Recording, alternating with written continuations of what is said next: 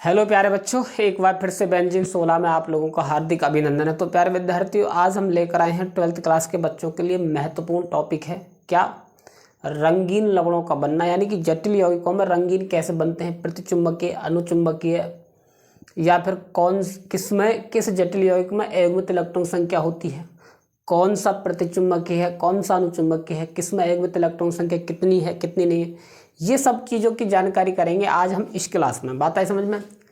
तो इस चीज़ को समझने के लिए सबसे पहले कि रंगीन लवण कैसे पहचाने जाते हैं और रंगीन लवण कौन से होते हैं, उनको हम किस प्रकार पहचानते हैं, बात आई समझ में बच्चों? तो उनके लिए हमको क्या करना पड़ेगा, सबसे पहले आपको लिगेंड पहचानने पड़ेंगे। लिगेंड, दुर्बल लिगेंड कौन से होते हैं और प्रबल लिगेंड कौन से होते हैं, क्योंकि दुर्बल लिगेंड और प्रबल लिगेंडों का बहुत ज़्यादा क्या होता है, बहुत ज़्यादा महत्व होता है। दुर्बल लिगेंड और प्रबल लिगेंडों को पहचानने के लिए आप लोग पहचानेंगे जब उसका महत्व, जब इलेक्ट्रॉन विन्यास करेंगे, जब हम अयुग्मित इलेक्ट्रॉन की संख्या निकालेंगे तो तब वहाँ पर उपयोग होगा उनका। ठीक है, तो सबसे पहले क्या लिखेंगे, सबसे पहले आप लिखेंगे कि दुर्बल लिगेंड और प्रबल लिगेंडों को पहचानिए। बातें समझ में? पहले दुर्बल लिगेंड कौन से होते हैं और प्रबल लिगेंड कौन से होते हैं उसके बारे में लिखवाएंगे पहले। ठीक है, तो बच्चों तो देखिएगा जी, लिखिएगा तो दुर्बल लिगेंड, हेडिंग डालिएगा क्या,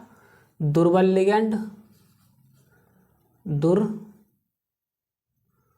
क्या लिखेंगे, दुर्बल लिगेंड, दुर्बल लिगेंड, इसको क्या बोलते हैं, वीक लिगेंड। बात आई समझ में? क्या बोलते हैं इसको, वीक लिगेंड। समझे या नहीं समझे? अब देखिएगा तो वीक लिगेंड कौन कौन से होते हैं वो देखिएगा, जैसे कि क्लोरीन है, ब्रोमीन है, आयोडीन है, NO3 है, H2O है। ठीक है, ये सब क्या होती है, ये सब वीक लिगेंड होती हैं। जैसे कि क्या बच्चों, क्या है, क्लोरीन, क्या है, क्लोरीन है, ब्रोमीन है, आयोडीन है, ठीक है, और NO3 है,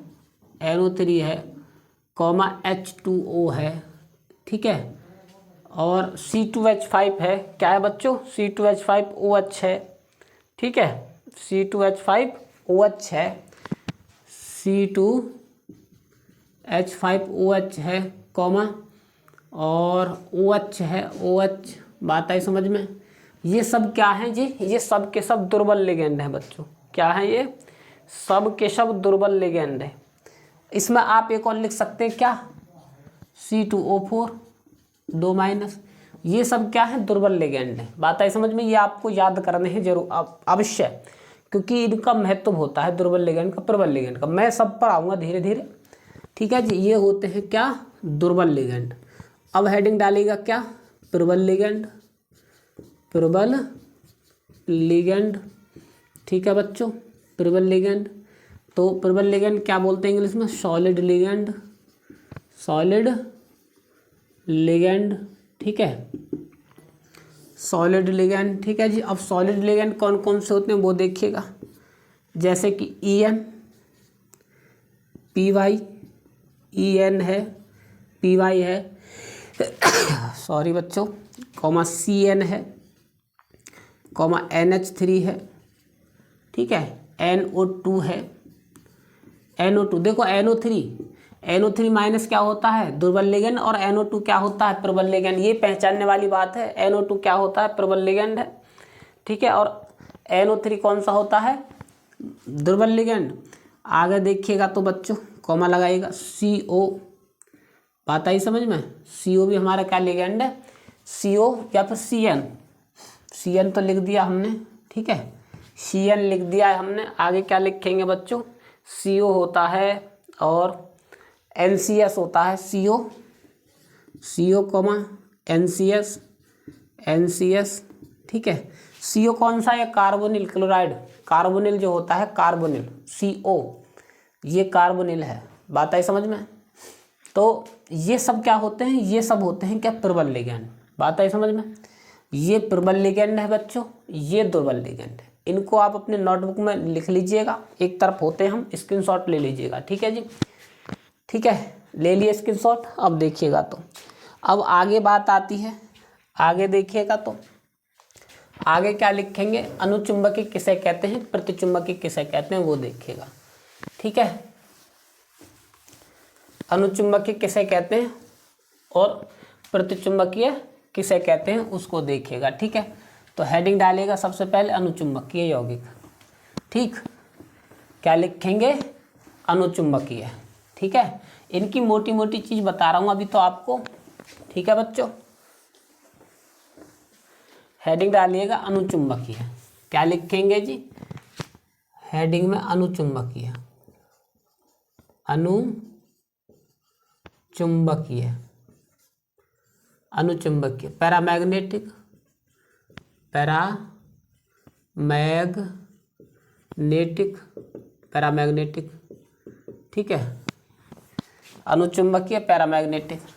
क्या लिखेंगे, वे आयन जिनमें अयुग्मित इलेक्ट्रॉन पाए जाते हैं, वे तत्व भी लिख सकते हैं, वे तत्व या आयन, वे तत्व या आयन जिनमें अयुग्मित इलेक्ट्रॉन पाए जाते हैं, जिनमें अयुग्मित इलेक्ट्रॉन, अयुग्मित इलेक्ट्रॉन, अयुग्मित इलेक्ट्रॉन क्या होता है बच्चों, अयुग्मित इलेक्ट्रॉन अनपेयर्ड इलेक्ट्रॉन, इंग्लिश में क्या बोलते हैं, अनपेयर्ड इलेक्ट्रॉन। ठीक है, अनपेयर्ड इलेक्ट्रॉन पाए जाते हैं, पाए जाते हैं, पाए जाते हैं, जाते हैं, वे तत्व या आयन, वे तत्व, क्या लिखेंगे जी, वे तत्व या आयन प्रतिचुंबकीय कहलाते हैं, प्रतिचुंबकीय कहलाते, अनुचुंबकीय कहलाते हैं। क्या कहलाते हैं बच्चों, अनुचुंबकीय कहलाते हैं, सॉरी, अनुचुंबकीय कहलाते हैं, कहलाते हैं। ठीक है जी, बात आई समझ में। अब लिखिएगा प्रतिचुंबकीय, हेडिंग डालिएगा क्या, प्रतिचुंबकीय किसको बोलते हैं, प्रतिचुंबकीय। ठीक है जी, प्रतिचुंबकीय diamagnetic, diamagnetic. ठीक है, इंग्लिश में क्या बोलते हैं, डाई मैग्नेटिक। अब क्या लिखेंगे, वे तत्व या आयन जिनमें अयुग्मित इलेक्ट्रॉन नहीं होते हैं, वे तत्व या आयन जिनमें अयुग्मित इलेक्ट्रॉन, अयुग्मित इलेक्ट्रॉन, अयुग्मित इलेक्ट्रॉन नहीं होते हैं, नहीं पाए जाते हैं, पाए जाते हैं, पाए जाते हैं, तथा सभी इलेक्ट्रॉन युग्मित होते हैं, तथा सभी इलेक्ट्रॉन, सभी इलेक्ट्रॉन, सभी इलेक्ट्रॉन युग्मित होते हैं, सभी इलेक्ट्रॉन युग्मित, सभी इलेक्ट्रॉन युग्मित होते हैं, युग्मित होते हैं, होते हैं। वे तत्व या आयन, वे तत्व या आयन प्रतिचुंबकीय कहलाते हैं, प्रतिचुंबकीय, प्रतिचुंबकीय कहलाते हैं, कहलाते हैं। बात आई समझ में, वे तत्व या आयन प्रतिचुंबकीय कहलाते हैं। मतलब कुल मिला के बात यह है कि वे तत्व या आयन जिनमें अयुग्मित इलेक्ट्रॉन पाए जाते हैं वे क्या कहलाते हैं, क्या कहलाते हैं, अनुचुंबकीय यौगिक या तत्व या आयन। ठीक है, वे तत्व या आयन जिनमें अयुग्मित इलेक्ट्रॉन नहीं पाए जाते हैं, सबके सब इलेक्ट्रॉन क्या होते हैं, युग्मित होते हैं, वो कहलाते हैं क्या, प्रतिचुंबकीय। ये महत्वपूर्ण बिंदु है, नोट कीजिएगा, स्क्रीनशॉट लीजिएगा, हम अलग हो रहे बच्चों। ठीक है, ठीक है जी, ले लिया स्क्रीनशॉट। अब देखिएगा तो आगे बढ़ते हैं। ठीक है, आगे देखिएगा, आगे बढ़ते हैं। एक तरफ से हम आप लोगों के लिए लिखवा रहे हैं। अच्छा, आप लोग कभी सोच रहे हो कि सर जी क्यों लिखवा रहे हैं, ये तो चीज़ सब वर्ग इसमें होती है, किसमें होती है, संयोजी बंध सिद्धांत में। लेकिन मेरा उद्देश्य ये है कि बच्चों में संयोजी बंध सिद्धांत को नहीं पढ़ा रहा, वो पूछा नहीं जाता है बिल्कुल भी। तो मैं केवल आप लोगों के लिए बोर्ड के एग्ज़ाम के अनुसार वीडियो शूट कर रहा हूँ और बोर्ड के एग्ज़ाम के अनुसार पढ़ा रहा हूँ। मैं फालतू की कंटेंट बिल्कुल नहीं डाल रहा आप लोगों के लिए। अगर आप संयोजी बंध सिद्धांत पढ़ना चाहते तो कमेंट बॉक्स में कमेंट कर दीजिएगा कि सर जी हमको संयोजी बंध सिद्धांत पढ़ा दीजिए, हम पढ़ा देंगे। लेकिन संयोजी बंध सिद्धांत के अंदर से जो पूछा जाता है वही बता रहा हूँ मैं आप लोगों के लिए शॉर्ट में। पहले ये सब चीज़ पढ़ा दूंगा। अनुचुंबकीय, प्रतिचुंबकीय, रंगीन और रंगहीन किन्हें कहते हैं, सब फिर हम उसी पर आएंगे धीरे धीरे, ठीक है। लेकिन संयोजी बंध सिद्धांत पूछा नहीं जाता है। अगर आपको पढ़ना है तो तब भी आप मेरे जो है कमेंट में लिख सकते हैं कि सर जी आप संयोजी बंध सिद्धांत यानी वीवीटी थ्योरी जो है आप सर जी उसकी वीडियो शूट कर दीजिए, हमको पढ़ा दीजिए, हम अवश्य पढ़ाएंगे आप लोगों के लिए, ठीक है, अगर आपकी इच्छा हो तो। लेकिन वो महत्वपूर्ण है नहीं, बोर्ड में पूछी जाती नहीं है, तो इसलिए बच्चों मैं केवल आज वो ही पढ़ा रहा हूँ इस क्लास में जो पूछा जाता है उसमें से, संयोजी बंध सिद्धांत में से। अब देखिएगा, आपको सबसे पहले एक जानना पड़ेगा, बहुत से कहते हैं रंगीन, ठीक है, रंगीन लवण, रंगीन लवण इंग्लिश में क्या बोलते हैं, कलर्ड साल्ट, कलर्ड साल्ट। अच्छा, रंगीन किसे कहते हैं, रंगीन कहते हैं जी, साफ पता है किसे कहते हैं, वे लवण जिनमें अयुग्मित इलेक्ट्रॉन पाए जाते हैं, वे लवण जिनमें अयुग्मित इलेक्ट्रॉन पाए जाते हैं वो होते हैं रंगीन। क्या होते हैं, रंगीन। वे लवण जिनमें अयुग्मित इलेक्ट्रॉन पाए जाते हैं, अयुग्मित इलेक्ट्रॉन यानी कि अनपेयर्ड इलेक्ट्रॉन, ठीक है बच्चों, अनपेयर्ड इलेक्ट्रॉन पाए जाते हैं, अयुग्मित इलेक्ट्रॉन पाए जाते हैं, वे लवण रंगीन कहलाते हैं। क्या, रंगीन कहलाते हैं, रंगीन कहलाते हैं। बात आई समझ में। वे लवण जिनमें अयुग्मित इलेक्ट्रॉन पाए जाते हैं वे लवण रंगीन कहलाते हैं, समझे, जिसमें अयुग्मित इलेक्ट्रॉन संख्या पाई जाती है, किसमें, जिन लवणों में अयुग्मित इलेक्ट्रॉन संख्या पाई जाती है वे कहलाते हैं क्या, रंगीन लवण। अब अयुग्मित इलेक्ट्रॉन संख्या कैसे निकालते हैं वो हम आप लोगों के लिए समझाएंगे बखूबी, आप बिल्कुल भी चिंता नहीं करें, ठीक है। आगे डालिएगा, क्या रंगहीन किसे कहते हैं, रंगहीन, क्या बच्चों, रंगहीन लवण। क्या डालेंगे, इसको कलरफुल भी बोल सकते हैं, COLOUR, कलरफुल। क्या, कलरफुल, इसको क्या बोलेंगे, कलरलेस, COLOUR, कलरलेस, LESS, इनको कलरलेस भी बोल सकते हैं हम। बात आई समझ में बच्चों। तो कलरलेस किस प्रकार बोलेंगे वो देखिएगा, ठीक है। वे लवण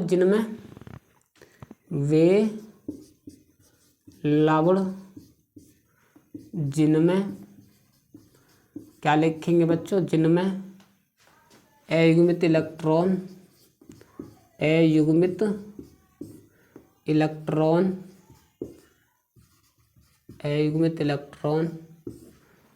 नहीं पाए जाते हैं,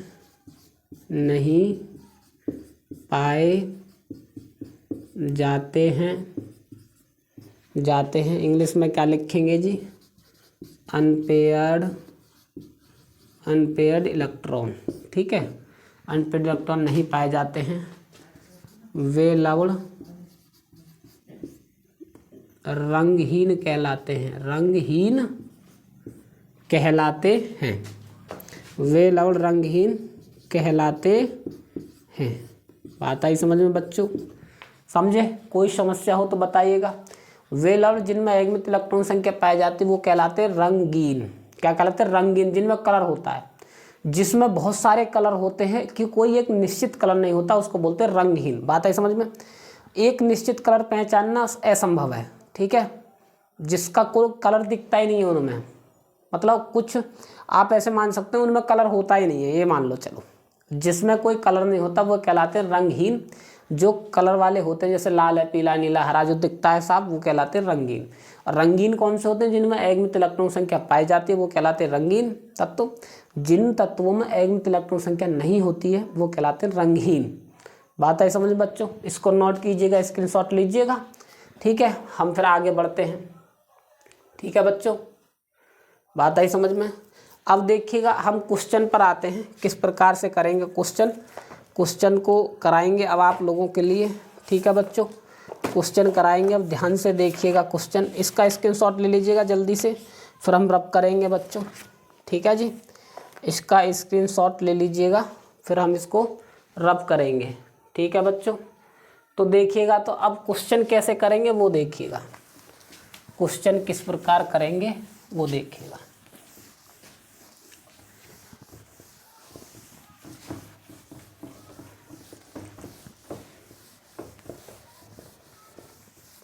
आगे देखिएगा क्वेश्चन किस प्रकार से करेंगे आप लोग वो देखिएगा बच्चों, किस प्रकार से करेंगे क्वेश्चन देखिएगा। तो ठीक है जी, क्वेश्चन को आप किस प्रकार से पहचानेंगे वो देखिएगा। अगर आपके सामने ये हो कि Zn2+ आयन के लवण, Zn2+ आयन के लवण सफ़ेद, Zn2+ आयन के लवण सफ़ेद तथा Cu2+ आयन के लवण 2+ आयन के लवण 2+ आयन के लवण नीले होते हैं, के लवण नीले होते हैं क्यों? नीले होते हैं क्यों? बात आई समझ बच्चों? देखिएगा अब ये सवाल आपके सामने, ये सवाल ऐसे ही निकलेंगे। Zn2+ आयन के लवण सफ़ेद, Zn2+ आयन के लवण क्या लिखेंगे बच्चों? सफ़ेद, सफ़ेद लिखना तो भूल ही गए, सफ़ेद तथा सफ़ेद, ठीक है जी। Zn2+ आयन के लवण सफ़ेद और Cu2+ आयन के लवण नीले होते हैं, और क्यों होते हैं इसका जवाब दीजिए। सॉल्यूशन में लिखिएगा। वो पूछ रहा है बच्चों, क्या पूछ रहा है? Zn2+ आयन के जो लवण हैं वो क्या हैं? सफ़ेद हैं जी, क्या हैं? सफ़ेद हैं। और Cu2+ आयन के जो लवण हैं क्या हैं? नीले हैं। बात आई समझ में? नीले हैं। तो अब पूछ रहा है वो कि क्यों होते हैं, ये बताइएगा आप, ठीक है। तो सबसे पहले स्टेप होती है, आप लोग गौर से बात सुनिएगा, सबसे पहली स्टेप होती है कि इलेक्ट्रॉनिक विन्यास कीजिए ऑफ-बोव के नियम से। लेकिन इसमें ऑफ-बोव का नियम फॉलो नहीं करेगा आयन वालों में। आयन वालों में कहाँ फॉलो नहीं करेगा मैं बताता हूँ आपको। जैसे कि आप करेंगे Zn2+ के, ठीक है जी, इसका परमाणु क्रमांक होता है 30, और आपको पता है कि जिंक के ऊपर अगर 2+ के आयन है तो 2 घट जाएंगे, माइनस के होते 2 जुड़ जाते हैं। अब देखिएगा इसके परमाणु क्रमांक में से 2 घट जाएंगे, यानी 28 हो गए। 28 का इलेक्ट्रॉनिक विन्यास करेंगे, तो 28 का इलेक्ट्रॉनिक विन्यास कैसे करेंगे? 1s2, 2s2, 2p6, 3s2, 3p6 और 3d। मैं ये कहना चाहता हूँ कि जितने भी आयन वाले जो होते हैं, ये जितने भी आयन वाले जो तत्व होते हैं उनमें ऑफ-बोव नियम का पालन नहीं होता है, यानी 4s नहीं आता है, पहले 3d ही आती है। ये बात समझाना चाहता था, पहले 4s नहीं आता है, पहले 3d ही आती है। तो अब कितने हो गए यहाँ तक? 18 और 10 28। हमको 28 का तो करना था, क्योंकि 2+ के आयन है, 2+ के आयन है तो 2 कट गए यहाँ पे इलेक्ट्रॉन, तो यानी 28 हुई। 30 में से 2 गए तो 28 का करना है।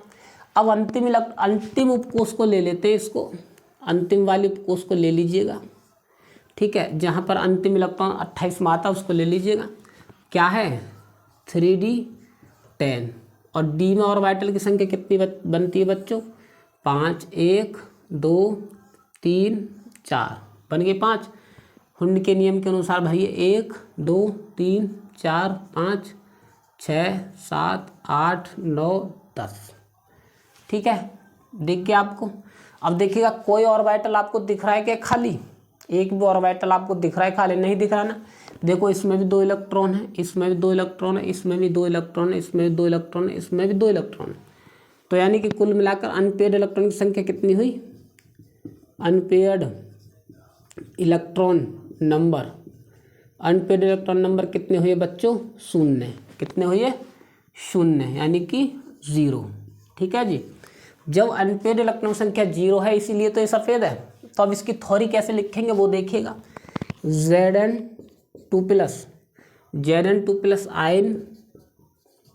आयन का इलेक्ट्रॉनिक विन्यास करने पर इलेक्ट्रॉनिक विन्यास करने पर इलेक्ट्रॉनिक विन्यास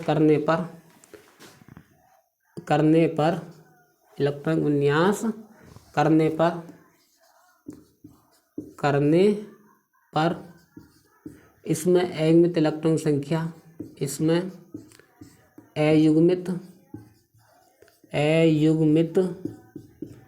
इलेक्ट्रॉन की संख्या,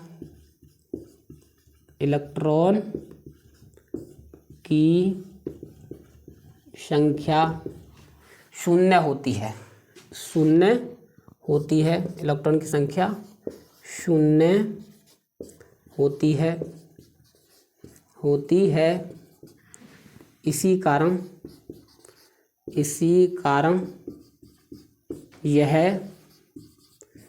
कारण यह क्या होता है बच्चों? सफ़ेद होता है। इसी कारण यह सफ़ेद होता है। ठीक है, या फिर रंगहीन भी लिख सकते हैं। सफ़ेद कलर कोई कलर नहीं माना जाता है, इसलिए सफ़ेद होता है। इसमें अयुग्मित इलेक्ट्रॉन संख्या नहीं होती है। ठीक है, तो इसकी थ्योरी ये हो गई। अभी दूसरे को करेंगे। अब देखिएगा, अब Cu को करके दिखाते हैं। Cu2+, इसका परमाणु क्रमांक कितना होता है बच्चों? 29। अब 29 में से 2 चले गए 27, यानी कि 27 का करना है। अगर प्लस के आवेश होते तो बढ़ जाते हैं, प्लस के 2 आवेश होते हैं। यहाँ पर परमाणु क्रमांक में से घट के कितने हुए? 29 के 27 होगा। अब देखिएगा तो इसका करेंगे हम 1s2 2s2 2p6 कॉमा लगाइएगा 3s2 3p6। अब यहाँ पर 4s नहीं लेना है। आयन वाले इलेक्ट्रॉनों में जब आयनिक यौगिकों का करते हैं या फिर आयनिक तत्वों का इलेक्ट्रॉन विन्यास करते हैं तो 4s नहीं लेते, 3d लेते हैं। पहले ये बात अपने दिमाग में भेजे में डाल लीजिएगा आप लोग, बात आई समझ में। 3d क्या करेंगे बच्चों? 3d हमें करने का कितने का? 27 का। और 28 और 9 कितने होंगे? मतलब 18 और 9 कितने होते हैं? 27। यहाँ पर कितना आ जाएगा जी? 18 9 27। तो अंतिम इलेक्ट्रॉन कौन सा आया जी? 3d9 में। इसमें अंतिम इलेक्ट्रॉन तो इसी को ले लो, कोष को क्या ले लेंगे? 3d। यहाँ पर इसी को ले लो बच्चों, 3d9 को। इसमें ऑर्बिटल की संख्या कितनी बनेगी? 9 में। डी में 5 ही बनती है ऑर्बिटल की संख्या। इस प्रकार 1 2 3 4। हुंड के नियम के अनुसार भरिएगा 1 2 3 4 5 6 7 8 9। बात आई समझ में। हुंड महोदय ने क्या बताए थे कि किसी भी कक्षक में इलेक्ट्रॉन का युग्मन तब तक संभव नहीं है जब तक कि आने वाले इलेक्ट्रॉन के लिए रिक्त स्थान प्राप्त न हो। यानी कि पहले एक एक डालिएगा, जब एक एक भर जाए तब जाके 2 2 करिए युग्मन, अन्य युग्मन मत करिएगा। तो अब देखिएगा आपको ये भरा हुआ दिख रहा है, ये भरे हुए दिख रहे हैं, ये भरे हुए दिख रहे हैं, ये भरे हुए दिख रहे हैं। यानी कि ये सब के सब क्या हैं? ये तो युग्मित है, ये है अयुग्मित। क्या दिख रहा है आपको? अयुग्मित कौन सा दिख रहा है इनमें? अयुग्मित दिख रहा होगा आपको बच्चों, ये दिख रहा है जी अयुग्मित। क्या दिख रहा है आपको? अयुग्मित इलेक्ट्रॉन इसमें है। देखो एक की कमी, ये युग्मित है, ये युग्मित है, ये युग्मित है, ये युग्मित है। 3 के 3 4 के 4 युग्मित हैं। अब अयुग्मित इलेक्ट्रॉन की संख्या कितनी है? इसमें 1 की कमी है, 1 और होना चाहिए था ना। तो अयुग्मित इलेक्ट्रॉन क्या हुआ? ये 1 ही तो हुआ। इसमें लिखिएगा तो अनपेयर्ड इलेक्ट्रॉन,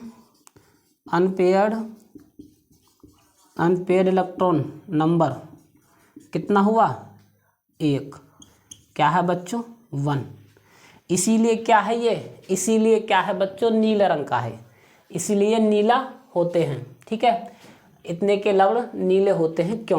क्यों होते हैं? क्योंकि इसमें एकमित इलेक्ट्रॉन संख्या पाई जाती है। मैंने क्या बताया था कि जिसमें एकमित इलेक्ट्रॉन संख्या होती है वो रंगीन होते हैं।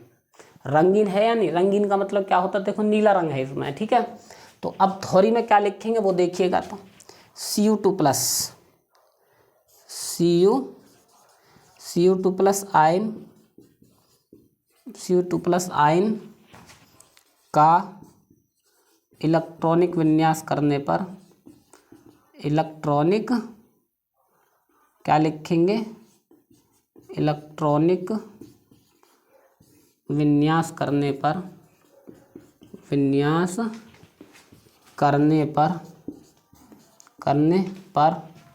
ठीक है, इसमें एकमित इलेक्ट्रॉन संख्या, इसमें अयुग्मित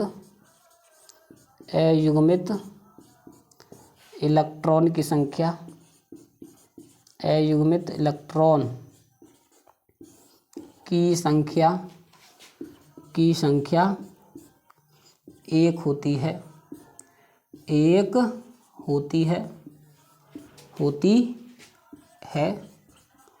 इसी कारण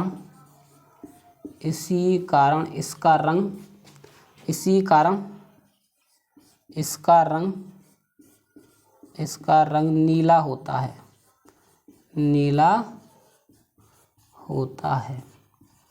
इसी कारण इसका रंग नीला होता है। बात आई समझ में? थ्योरी इस प्रकार बनाएंगे बच्चों, समझे या नहीं समझे? कोई समस्या हो तो बताइएगा। थ्योरी इस प्रकार बनाएंगे क्योंकि इसमें एकमित इलेक्ट्रॉन संख्या एक पाई जाती है, इसी कारण यह नीला है। तो थ्योरी में क्या लिखेंगे? Cu2 प्लस आयन का इलेक्ट्रॉन विन्यास करने पर इसमें एकमित इलेक्ट्रॉन संख्या एक होती है, इसीलिए Cu2 प्लस आयन नीले रंग का होता है।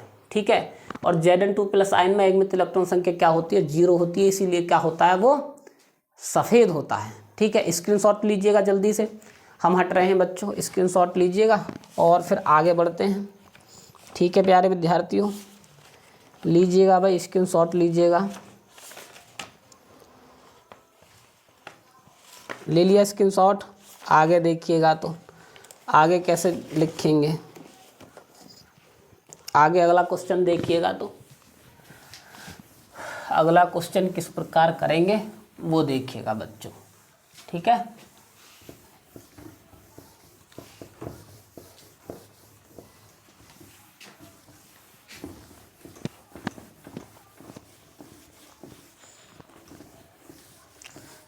आगे देखिएगा बच्चों।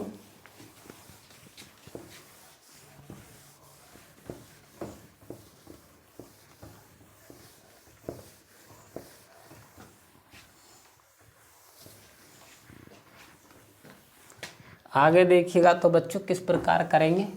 अगला क्वेश्चन देखिएगा किस प्रकार से करेंगे वो देखिएगा। Cu2 प्लस आयन प्रतिचुंबकीय है, आगे क्या लिखेंगे जी? Cu प्लस आयन प्रतिचुंबकीय है,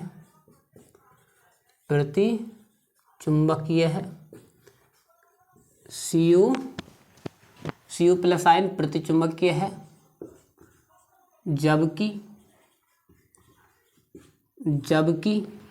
ठीक है, जबकि Cu2 प्लस आयन क्या लिखेंगे बच्चों?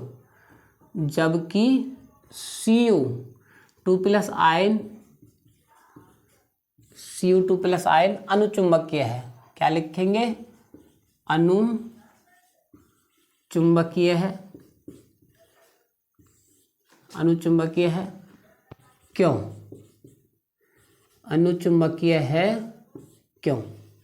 बात आई समझ में? क्या लिखेंगे बच्चों? Cu प्लस आयन प्रतिचुंबकीय है जबकि Cu2 प्लस आयन अनुचुंबकीय है। क्यों? ऐसा क्यों है ये? ठीक है जी, Cu2 प्लस आयन जो है क्या है? ये Cu प्लस आयन अनुचुंबकीय है और ये क्या है? ये अनुचुंबकीय, ये प्रतिचुंबकीय। ऐसा क्यों है?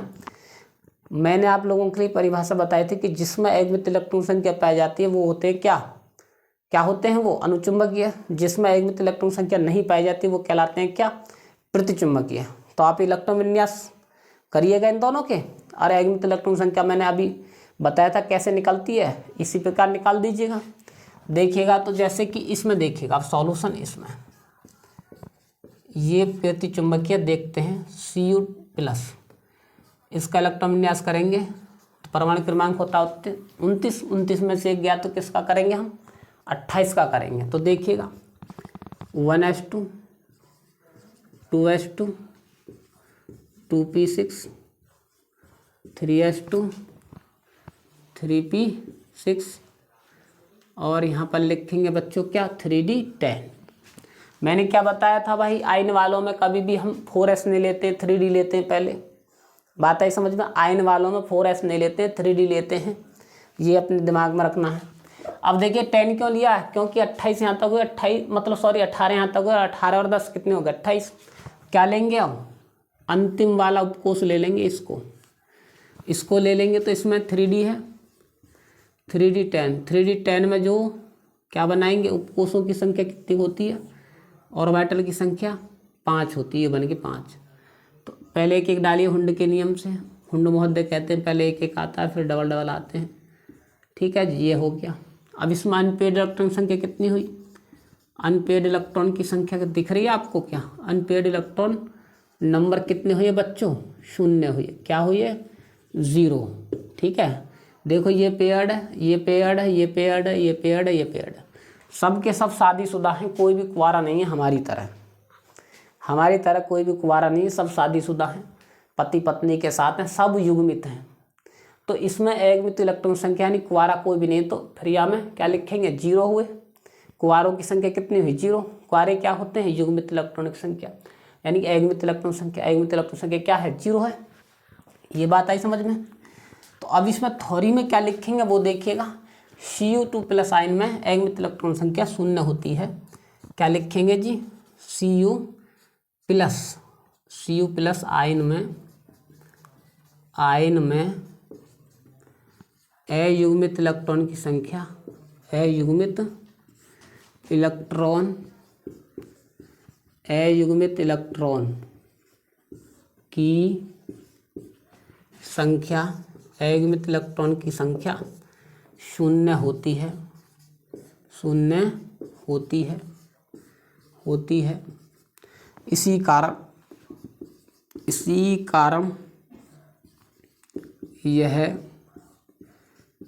कारण यह प्रतिचुंबकीय होता है, इसी कारण यह प्रतिचुंबकीय होता है। ठीक है जी, इसका आंसर हो गया अब एक का, इसका आंसर हो गया एक। ठीक है, अब दूसरे का देखिएगा, तो दूसरे किस प्रकार करेंगे, Cu2+, बात आई समझ में। अब अबोव के नियम से करिएगा, 1s2, 2s2, 2p6, ठीक है जी, 3s2, 3p6, क्या करेंगे बच्चों 3p6, 3d, यहाँ पर क्या लिखेंगे, यहाँ पर 9 लिखेंगे। क्यों, क्योंकि यहाँ पर 2 है और यहाँ पर कितने का करना है, 2 घटा देंगे इसमें से, 27 हो गया जी, 18 और 9 27 हो गया।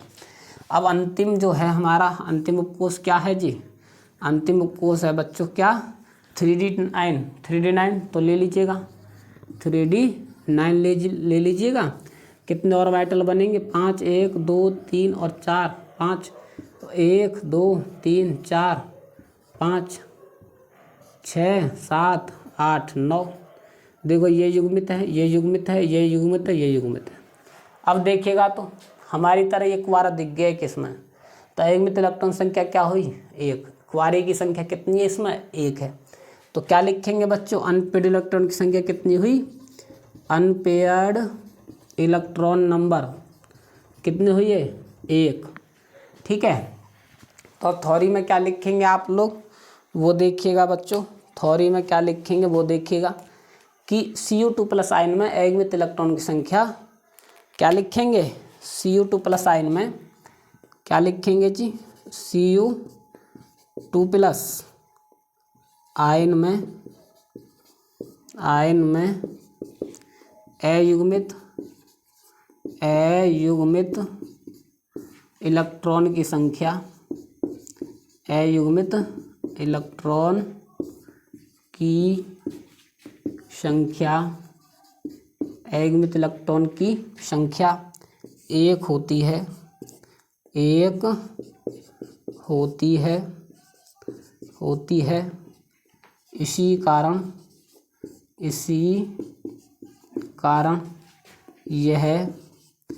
कारण यह क्या होता है? इसी कारण यह अनुचुंबकीय, इसी कारण Cu2 प्लस आयन, इसी कारण Cu2 प्लस आयन क्या लिखेंगे बच्चों? अनुचुंबकीय होता है, अनुचुंबकीय होता है। अब बात समझ गए? मैं सबसे पहले परिभाषा क्यों करवा रहा था इनके, अनुचुंबकीय प्रतिचुंबकीय किसे कहते हैं, समझे या नहीं समझे? अब बात समझे? तो इस पूरे का जवाब ये है जी, 1 नंबर में पूछा जाता है, ये है इसका आंसर। नोट कीजिएगा, स्क्रीनशॉट ले लीजिएगा, हम हट रहे हैं बच्चों। ठीक है प्यारे विद्यार्थियों, और आगे देखिएगा तो आगे किस प्रकार से करेंगे वो देखिएगा, आगे किस प्रकार से करेंगे उसको देखिएगा। ठीक है बच्चों, इसको रब कर दें क्या? इसको रब करते हैं और आगे देखिएगा किस प्रकार से करेंगे वो देखिएगा। ठीक है जी।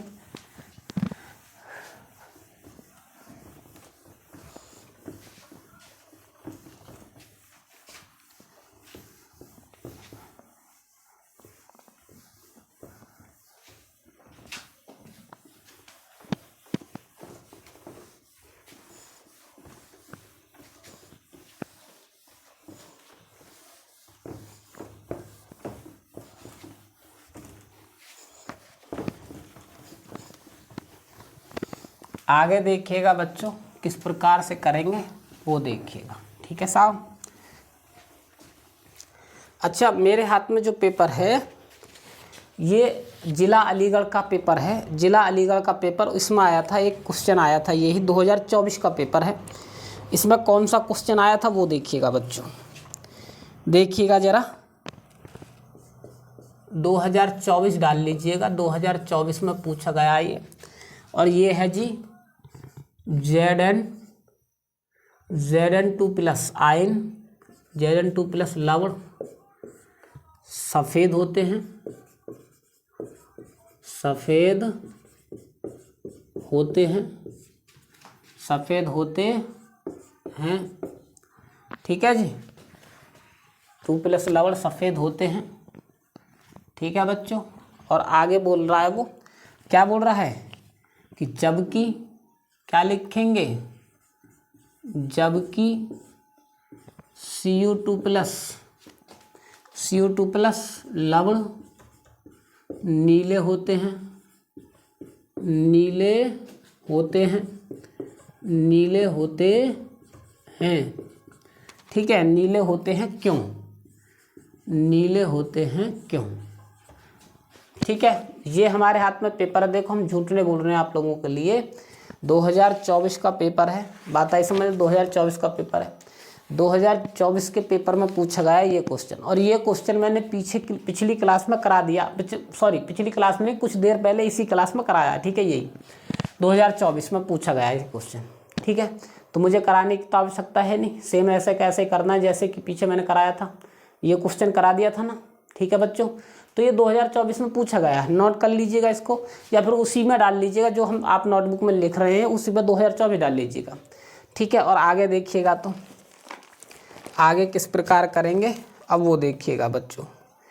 ठीक है जी, आगे देखिएगा बच्चों, अगला क्वेश्चन देखिएगा। अगले क्वेश्चन में क्या बोल रहा है, अगले क्वेश्चन में बोल रहा है कि Ti4+, इसको रब कर रहा हूँ भाई, आप लोग लिख लीजिएगा, इसका उत्तर मैंने करवा दिया ऑलरेडी पहले ही इसी क्लास में। ठीक है, आगे देखिएगा तो बच्चों कैसे करेंगे। अगला क्वेश्चन क्या है, अगले क्वेश्चन में क्या बोल रहा है वो, Ti4+ आयन,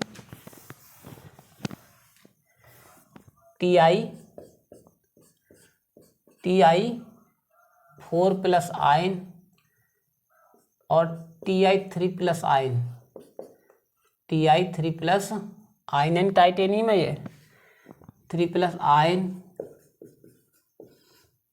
की तुलना में आयन की तुलना में अधिक स्थायी है, क्यों? अधिक स्थायी है क्यों? अधिक स्थायी है क्यों? बात आई समझ में? अधिक स्थायी है क्यों? समझे या नहीं समझे? वो बोल रहा है कि Ti4+ आयन Ti3+ आयन की तुलना में अधिक स्थायी, यानी कि स्थायी अधिक कौन सा स्थायी है, वो अपने हिसाब से बता रहा है कि ये अधिक स्थायी है। क्या है? ये अधिक स्थायी है। अधिक स्थायी है। ठीक है जी, ये अधिक स्थायी है। यहाँ पर सॉल्यूशन लिख लीजिएगा बच्चों, सॉल्यूशन। ठीक है, इम्पोर्टेंट है भाई साहब, जो हम करा रहे हैं इम्पोर्टेंट ही कराते हैं, नहीं कराते नहीं। ये अधिक स्थायी है। और Ti3+ आयन जो है वो क्या है? कम स्थायी है। क्या है बच्चों? कम स्थायी। अब वो पूछ रहा ऐसा क्यों है ये, ऐसा क्यों है ये, क्यों का जवाब पूछ रहा है। ये क्यों है ये ऐसा, कि ये अधिक स्थायी क्यों है और ये कम स्थायी क्यों है? तो देखिएगा, इसका भी फंडा यही है, अयुग्मित इलेक्ट्रॉन की संख्या जिसमें ज़्यादा पाई जाएगी वो कम स्थायी होता है, जिसमें अयुग्मित इलेक्ट्रॉन संख्या कम पाई जाती है वो अधिक स्थायी होता है। ठीक है, देखिएगा तो अब इसमें अयुग्मित इलेक्ट्रॉन संख्या निकालते हैं दोनों में। सबसे पहले किसका करते हैं? Ti4+ आयन का। ठीक है जी, ये 22 होता है इसका। टाइटेनियम का परमाणु क्रमांक कितना होता है? 22। अब देखिए कैसे करेंगे, 1s2 2s2 2p6 3s2 3p6। 4 है तो 8, मतलब 22 में से 4 गए तो 18, और 18 के करना हमें इलेक्ट्रॉन विन्यास। तो कितना हो गया? ये 18 हो गए जी। अब अंतिम इलेक्ट्रॉन हमारा किस में है? अंतिम इलेक्ट्रॉन हमारा 3p6 में। तो किस प्रकार करेंगे?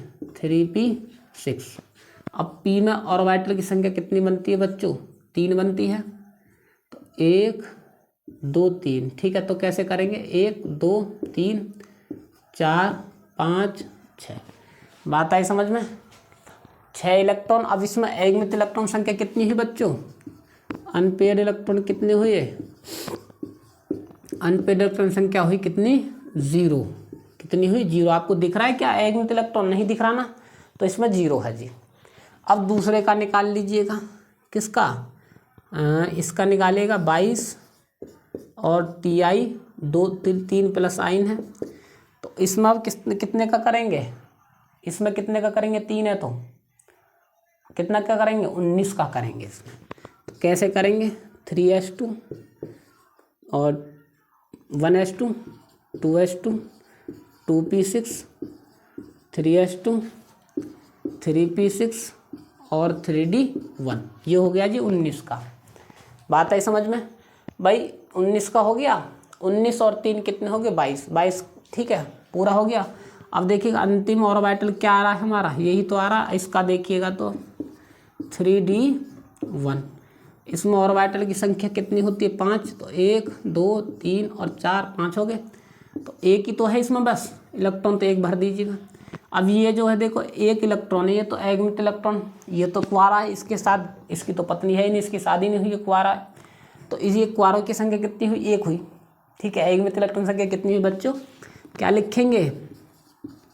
अनपेयर्ड इलेक्ट्रॉन कितने हुए? अनपेयर्ड इलेक्ट्रॉन संख्या कितनी हुई? 1। ठीक है, कितनी हुई बच्चों? 1 हुई अनपेयर्ड इलेक्ट्रॉन संख्या। इस प्रकार हम निकाल देंगे। ठीक है, अब थ्योरी किस प्रकार लिखेंगे वो देखिएगा। तो Ti4+ आयन में अयुग्मित इलेक्ट्रॉन की संख्या, अयुग्मित इलेक्ट्रॉन की संख्या,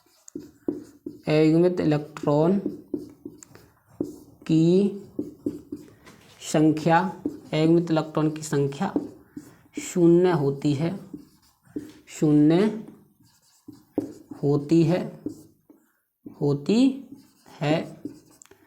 इसी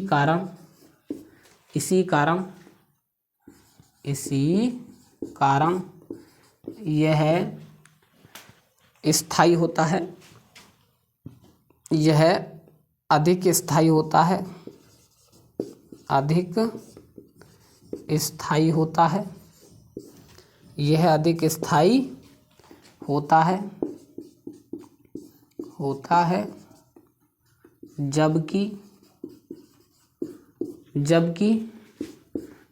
Ti3+ आयन में अयुग्मित इलेक्ट्रॉन संख्या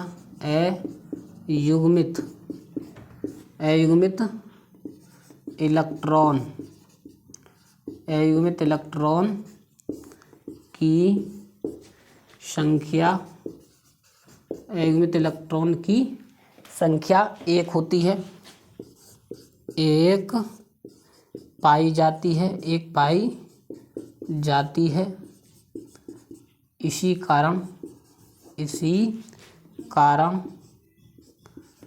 कारण यह कम स्थायी होता है।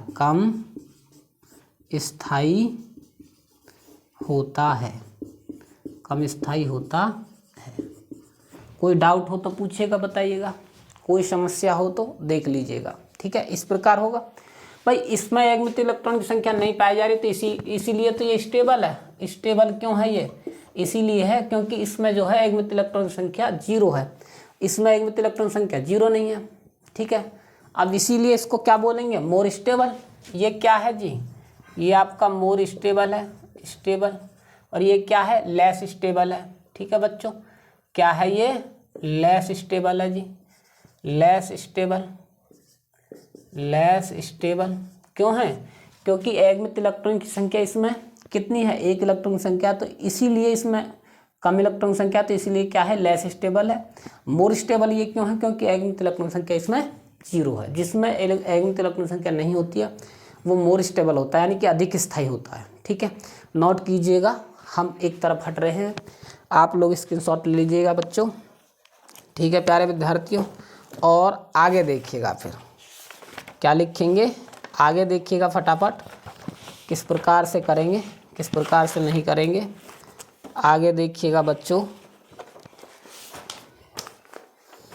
अब क्वेश्चनों को आप किस प्रकार से करेंगे वो देखिएगा।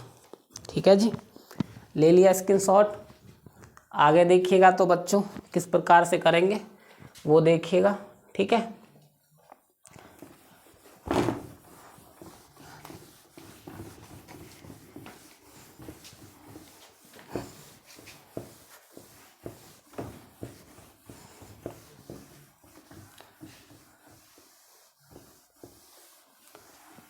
आगे देखिएगा बच्चों किस प्रकार से करेंगे वो देखिएगा।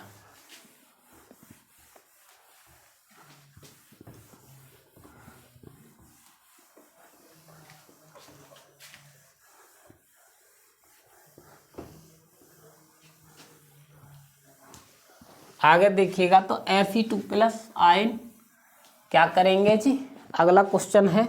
क्या है क्वेश्चन वो देखिएगा बच्चों, क्वेश्चन इंपॉर्टेंट है ये भी। क्या है? Fe3+ आयन Fe2+ आयन से अधिक स्थायी है, क्यों? क्या लिखेंगे? Fe3+ ion, 3+ ion Fe2+ ion से 2+ आयन से अधिक स्थायी है, क्यों? अधिक स्थायी है, स्थायी मतलब स्टेबल, स्टेबल है, क्यों? स्थायी है क्यों? बात आई समझ में? समझे या नहीं समझे? कैसे लिखेंगे? Fe3+ आयन Fe2+ आयन से अधिक स्थायी है, क्यों है ये स्थायी अधिक? ठीक है बच्चों, इसका कारण बताना है हमको। ठीक है, ये बोल रहा है, क्या बोल रहा है कि ये बोल रहा है Fe3+ आयन जो है मोर स्टेबल है। क्या है? मोर स्टेबल है बच्चों। और ये क्या है? Fe2+ आयन जो है लेस स्टेबल है, लेस स्टेबल है।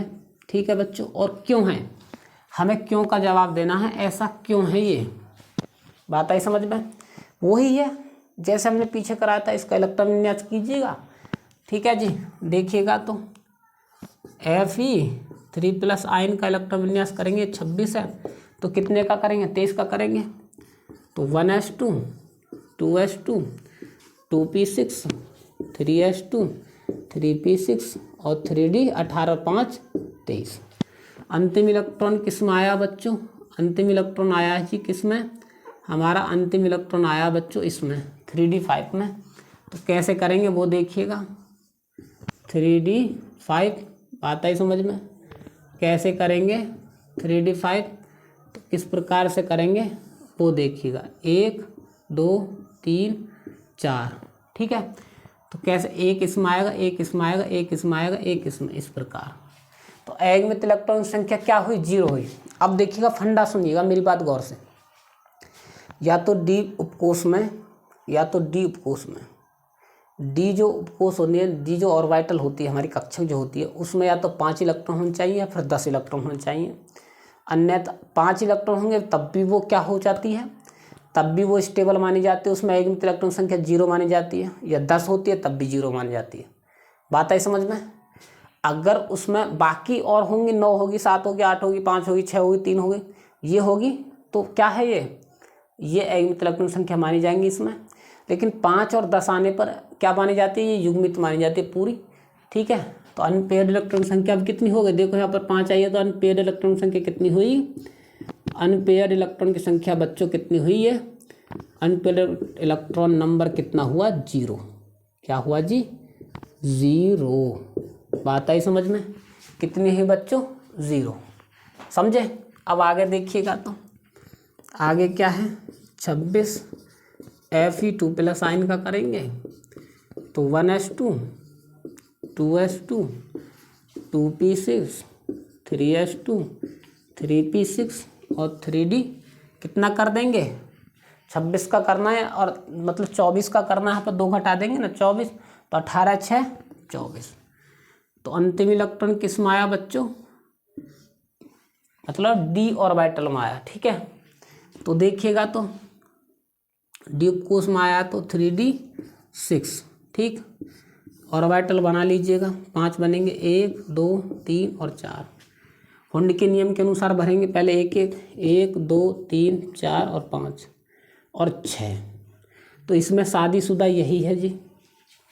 बात आई समझ? 5 भाइयों में केवल एक ही शादीशुदा है, 4 कुंवारे हैं। तो अयुग्मित इलेक्ट्रॉन संख्या कितनी हुई? 4 हुई। कितनी ही बच्चों? अनपेयर्ड इलेक्ट्रॉन की संख्या, अनपेयर्ड इलेक्ट्रॉन नंबर कितना हुआ? 4। कितना हुआ बच्चों? 4। बात आई समझ में? अनपेयर्ड इलेक्ट्रॉन की संख्या कितनी हुई? 4 हुई। तो अब देखिएगा हम थ्योरी कैसे बनाएंगे। इसीलिए क्या है, ये अधिक स्थायी, ये कम स्थायी, क्योंकि इसमें अयुग्मित इलेक्ट्रॉन संख्या ये मोर स्टेबल है। क्यों है? अब देखिएगा, तो Fe थ्योरी देखिएगा, Fe3+ आयन में अयुग्मित इलेक्ट्रॉन संख्या में अयुग्मित इलेक्ट्रॉन संख्या,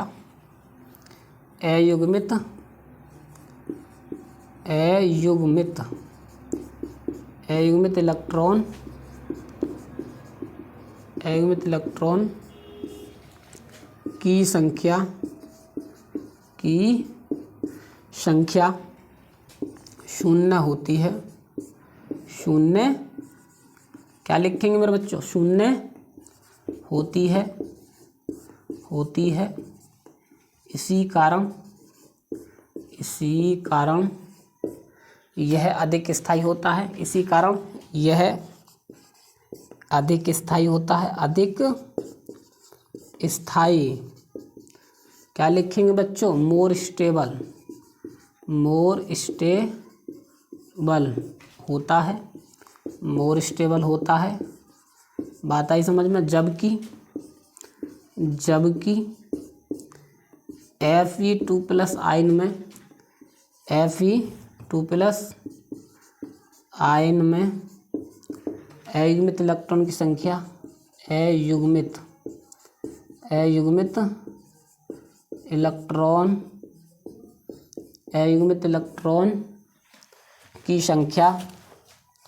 अयुग्मित इलेक्ट्रॉन की संख्या 4 होती है।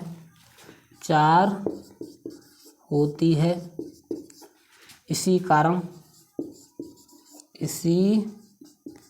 कारण यह कम स्थाई क्या लिखेंगे बच्चों, लेस स्टेबल होता है, लेस स्टेबल होता है। बात आई समझ में?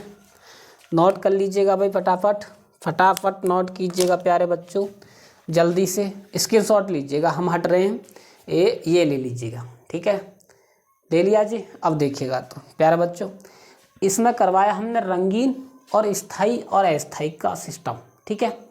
अगली क्लास में करवाएंगे हम आप लोगों के लिए अनुचुंबकीय कैसे निकालते हैं, चुंबकीय आघूर्ण या कि चुंबकीय आघूर्ण भी कैसे निकालते हैं वो भी समझाएंगे आप लोगों के लिए, ठीक है। अगली क्लास भी महत्वपूर्ण होने वाली है। और प्यारे बच्चों, आप लोगों के लिए हमने दिखाई दिया है कि 2024 में पूछा गया, 2022 में भी पूछे जाते हैं अक्सर, कैसे कैसे पूछे जाते हैं। अगली क्लास में फिर महत्वपूर्ण सीरीज लेकर आएंगे आप लोगों के लिए। समझ में आई? तो प्यारे बच्चों, अगर आप लोगों के लिए हमारी क्लास अच्छी लगती है तो कमेंट अवश्य करें, अगर अच्छी लगती है तो कम से कम कमेंट करें।